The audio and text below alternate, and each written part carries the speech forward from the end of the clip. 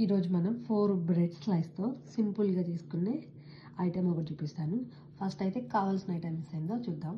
4 bread slices, ఒక glass milk, అలాగే condensed milk.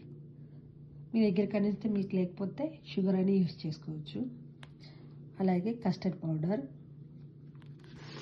అలాగే విప్పింగ్ క్రీమ్. కావాల్సిన ఐటమ్స్. తర్వాత స్టవ్ ఆన్ చేసుకొని ఈ గ్లాస్ పాలు స్టవ్ మీద పెట్టి పాలు కాగేలోపు బ్రెడ్ స్లైసెస్ కట్ చేసుకుందాం. 4 బ్రెడ్ స్లైసెస్ని ఎడ్జెస్ కట్ చేయాలి.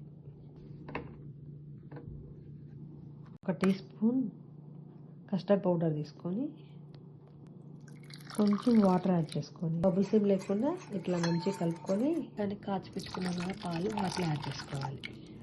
యాడ్ చేసి ఒక 2 మినిట్స్ అలా బాయిల్ అవ్వాలి. కస్టర్డ్ పౌడర్ యాడ్ చేసిన తర్వాత 2 మినిట్స్ బాయిల్ అవ్వాలి.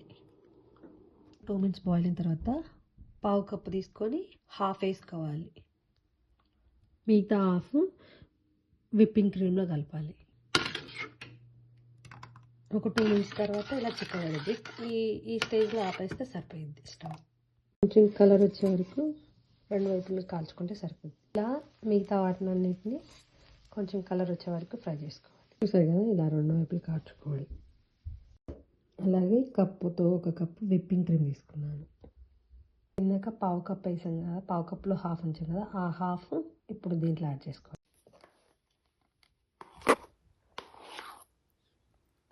విప్పింగ్ క్రీమ్ కండెన్స్డ్ మిల్క్ కలిపిన మిక్సీని మళ్ళీ ఇందాక మనం మిల్క్ బాయిల్ చేసాం కదా దాంట్లో యాడ్ చేసుకొని మంచిగా మిక్స్ చేసుకోవాలి.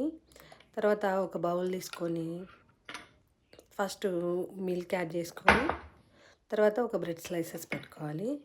తర్వాత మళ్ళీ మనం మిక్స్ చేసుకున్నాం కదా మిల్క్ ఇవన్నీ అన్నీ కలిపి మళ్ళీ ఇంకో లేయర్ యాడ్ చేయాలి. పెట్టుకొని మళ్ళీ బ్రెడ్ స్లైస్ పెట్టుకొని ఇలాగా మొత్తం 4 బ్రెడ్ స్లైసెస్కి మొత్తం మంచిగా యాడ్ చేసుకోవాలి. ఇలా యాడ్ చేసుకున్న తర్వాత డ్రై ఫ్రూట్స్ మీకు నచ్చినవి యాడ్ చేసుకోండి. నేనైతే బాదాము పిస్తా యాడ్ చేశాను. ఇలా మంచిగా పౌడర్ చేసుకొని పైన మంచిగా యాడ్ చేసుకోవాలి. తర్వాత ఒక 2 అవర్స్ అలా ఫ్రిడ్జ్లో పెట్టుకొని మంచిగా చల్లగా కూల్గా సర్వ్ చేసుకోండి. 2 అవర్స్ తర్వాత ఇలా ఉండిద్ది. ఆయిల్ పెట్టు. ఇదైతే నేను మా పిల్లలు స్కూల్ నుంచి వచ్చాక వచ్చే టైంకి రెడీ